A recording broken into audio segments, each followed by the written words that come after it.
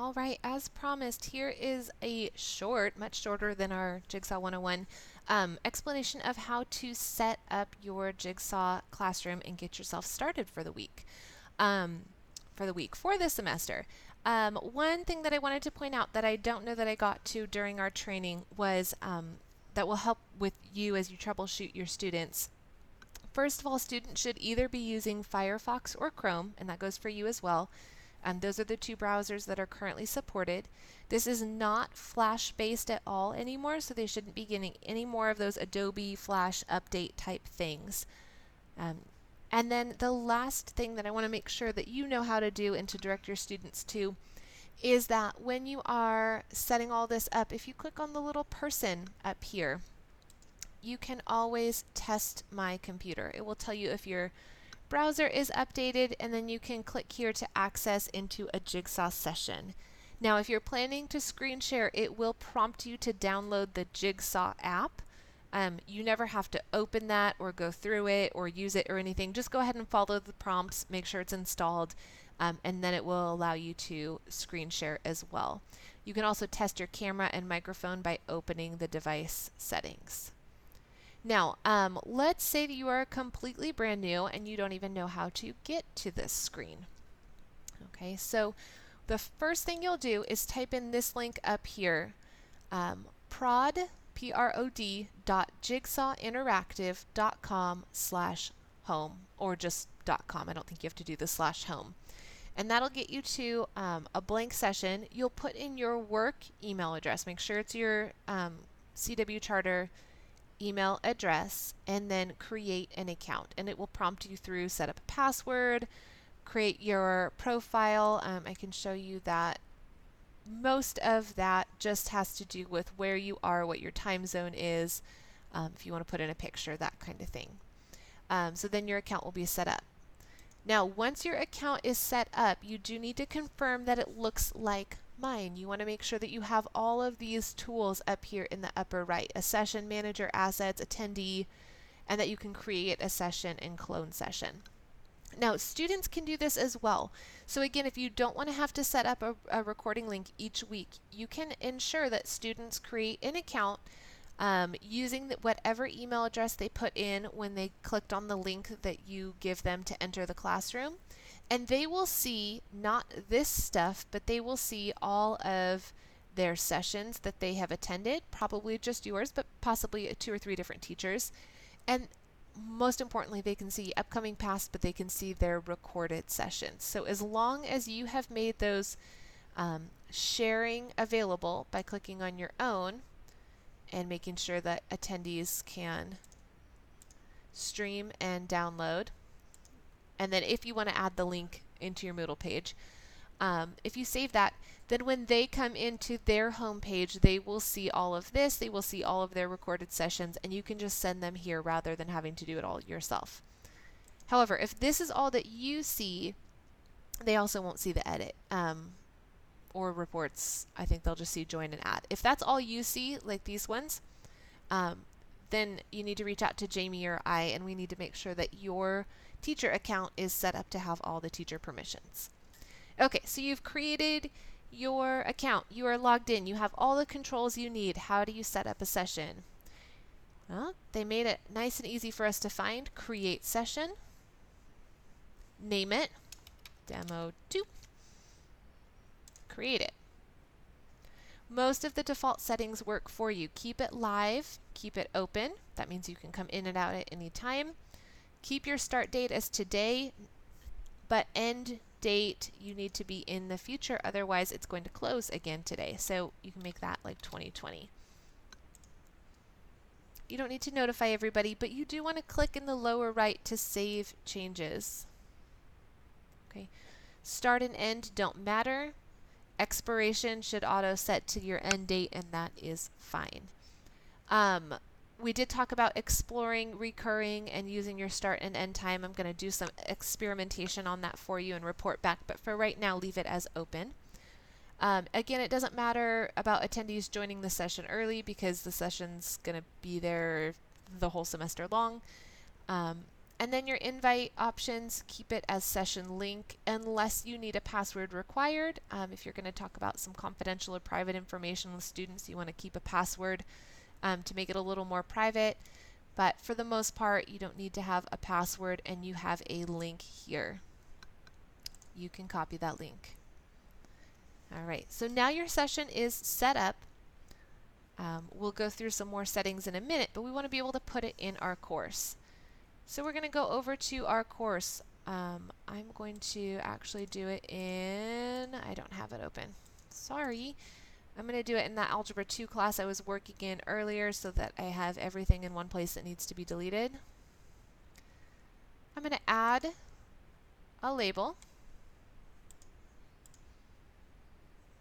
I'm going to type whatever I want. Click here to enter our online classroom, or however you want to say that. You can make it bold, you can make it large, you can make it colorful. Highlight it, click the link button, and paste that link that you copied from here. Copy and paste. Make sure that it opens in a new window so that when students click on it, their Moodle page still stays there. Create the link, save, and return to course. So you can see I've made, this is my normal, click here to enter our classroom. This is my demo link that I did during Jigsaw 101. I'm going to delete that because I don't want anybody in this class going there. And then this is the one I just created. Click here to enter our online classroom. Notice that that class stayed here. They entered a new session, and they can click join session. So now that's set up, it's on your Moodle page. Kids can come in and actually be in class when you're there. All right, now we want to go back up and see what other settings we have. I guess it logged me out, sorry. I'm going to go ahead and, if that happens, go to edit session. Honestly, you guys, I think that's happening because I'm going over and clicking to enter that other thing through the link. I think then it thinks it forgets who I am. So that shouldn't happen to you while you're in the middle of it. All this becomes the same. As soon as I go to edit, it's the same screen as creating the new one. I can choose my panes. Again, a lot of this is customizable once you are inside Jigsaw itself, so it doesn't matter particularly which one you choose. If you do 4 panes, that whiteboard will always pop up for you. If you choose 2, you can manually put the whiteboard in. If you have 4 panes, you may have a pane you don't want to use. You can manually adjust that and then send out that layout once you're in the class. So all of those are good options. You want to keep it to allow only one microphone so that when students log in, they're not automatically live on the mic.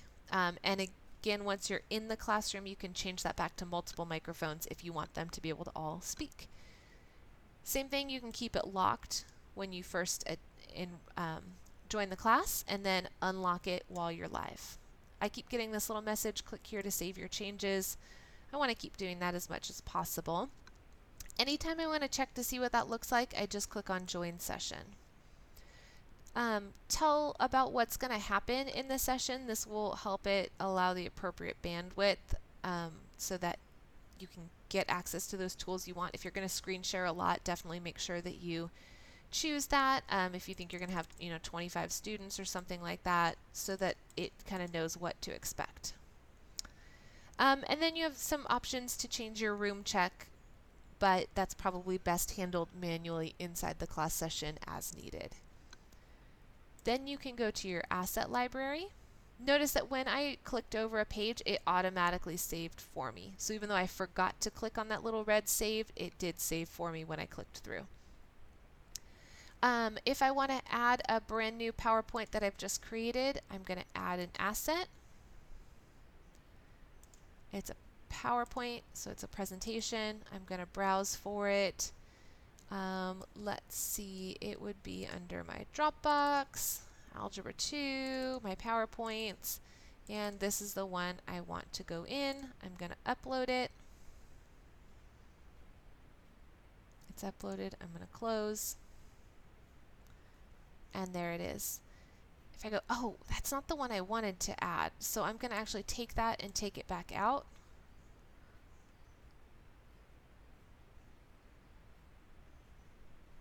or this was the one I wanted. I wanted it for my other class. I'm going to add that one in. So those arrows, add, take out.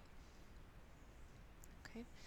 And then the attendees, you don't need to do anything with. If you're sending out the link to all your students, they will come in, and then once they've come in, you will see their names over here.